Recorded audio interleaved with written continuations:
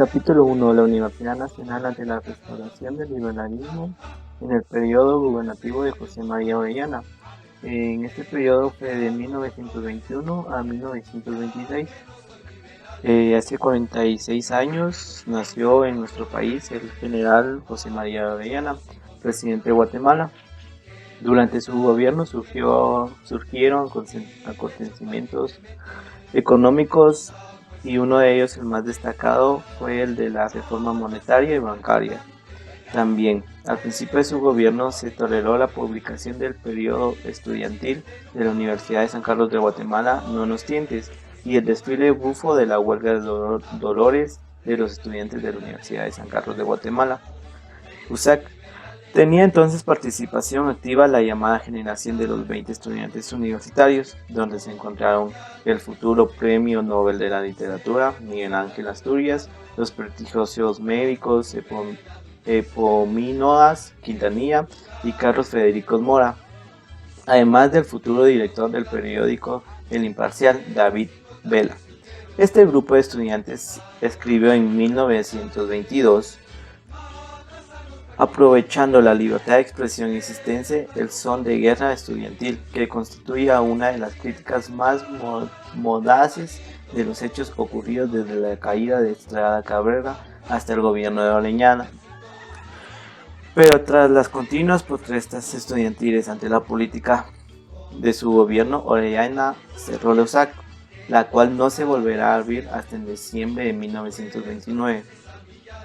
El expresidente Orellana es mencionado, aunque no por nombre, en las novelas guatemaltecos El Señor Presidente, Viernes de Dolores, El Viento Fuerte de Miguel Ángel Asturias. En Viernes de Dolores, Asturias lo llama por su apodo Captura. El general Orellana fue importante en la historia de Guatemala y importante en la historia de la Universidad de San Carlos.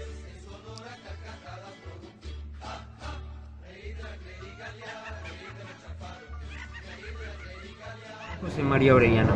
José María Orellana nació en Jícaro en 1872. Fue un político y militar guatemalteco, presidente de la República de Guatemala. Entre 1922 y 1926, miembro del Partido Liberal, fue elegido diputado en varias legislaturas consecutivas. En 1921 encabezó el movimiento cívico-militar que derrocó al presidente dictatorial Carlos Herrera Luna. Tras ocupar interinamente el gobierno, fue elegido presidente constitucional en las elecciones celebradas el año siguiente. Orellana intentó dar estabilidad a la caótica situación política de Guatemala, lastrada por la sucesión de enfrentamientos civiles y dictaduras. Se mostró partidario de fomentar la liberalización de la vida social y política en un sentido democrático. Su administración afrontó los graves problemas económicos que sufría el país mediante medidas de modernización agrícola y financiero. Con este propósito, el gobierno de Orellana fundó el Banco Central de Guatemala, que consiguió estabilizar la moneda y controlar el alza de los precios. El heredero del federalismo centroamericano, en 1922, Orellana impuso la creación de una república tripartita que debía integrar a Guatemala, Honduras y El Salvador, y a la que posteriormente podría sumarse estados vecinos de Nicaragua y Costa Rica. Sin embargo, al igual que había ocurrido en anteriores experiencias de este tipo, la pretensión guatemalteca de ejercer la hegemonía sobre los estados centroamericanos de la futura Unión condujo al fracaso de las negociaciones. José María Orellana murió en 1926, a los 54 años, antes de haber concluido su mandato presidencial. Fue enterrado en la capital guatemalteca con honores de Estado. Le sucedió en la primera magistratura de la nación el vicepresidente Lázaro Chacón. Gracias. Que se suscitaron a partir de la muerte del general Orellana y la convocatoria a elecciones por el primer designado. Estos, de alguna manera, alumbran el panorama político de la época y las fuerzas que estaban en pugna. El 26 de septiembre de 1926, el presidente de la República, José María Orellana, falleció. Decíamos, repentina y misteriosamente. De inmediato, y según la dictaba la Constitución, el primer designado asumió el cargo y así llegó a la presidencia el general Chacón. Acertadamente, en cuanto fue reconocido como nuevo presidente de la República, convocó en pocos días a la selección.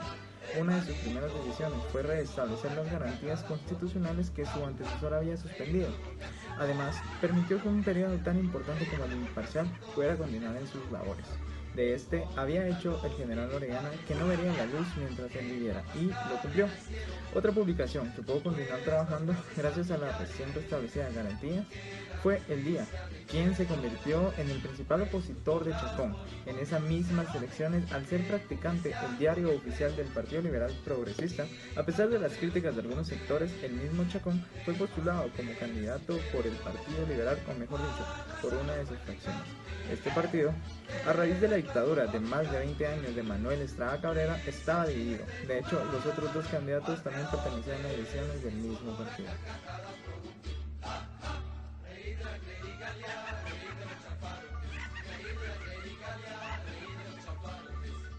Lázaro Chacón fue un militar y político guatemalteco que ocupó el cargo de presidente en 1926 a 1930. La inestable condición económica de su familia hizo que muy pronto Chacón tomara la carrera militar, en la que llegó a ser general del Ejército de Guatemala en 1917. Durante esta época se convirtió en la mano derecha del presidente de la República, el general José María Orellana.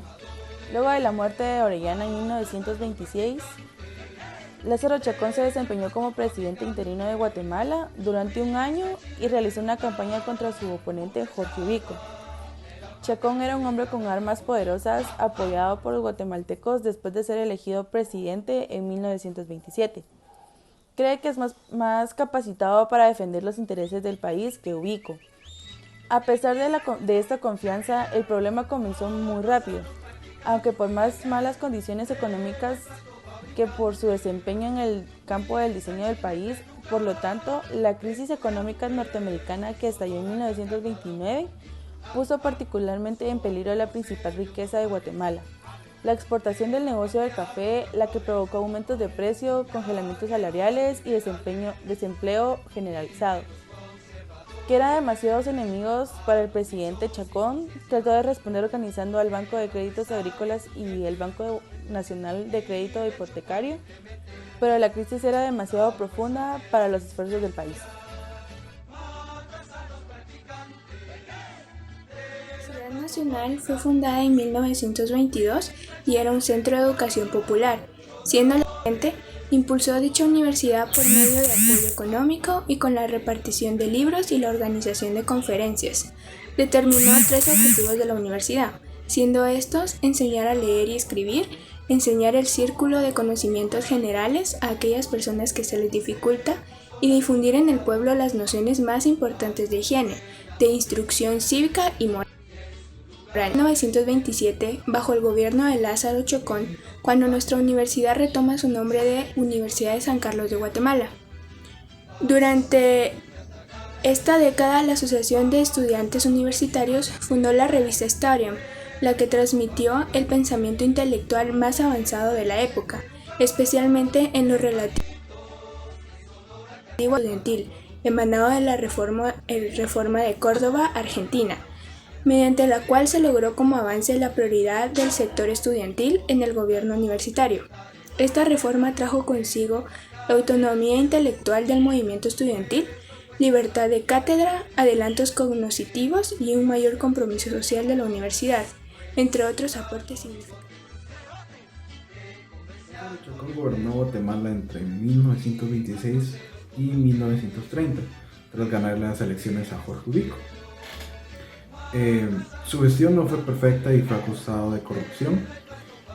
En esa época se le conocía como el presidente bueno por su carácter benévolo, la construcción de la infraestructura y sus políticas para el mejoramiento educativo y vivienda luego de los terremotos de 1917 y 1918. Chacón emitió la Ley Orgánica de Educación del 11 de mayo de 1929, la cual comprendía la creación de la Escuela Normal Superior y los reglamentos que establecen sus finalidades y su plan de estudios.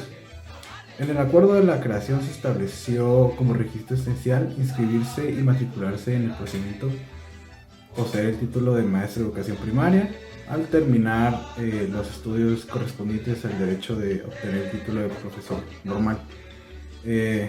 Los egresados de esta institución, conocidos como profesores normales, tenían derecho a ocupar los siguientes puestos: como dirección de escuelas normales e instituciones de secundaria, cátedras en dichos establecimientos, entre otras. Muchas de estas funciones no fueron totalmente realizadas, puesto que en esa época existía la crisis de 1929, la cual por falta de presupuesto impedía realizar dichos proyectos, causando demasiado estrés en lo que era Lázaro Chacón, que posteriormente le hizo renunciar a la presidencia por problemas.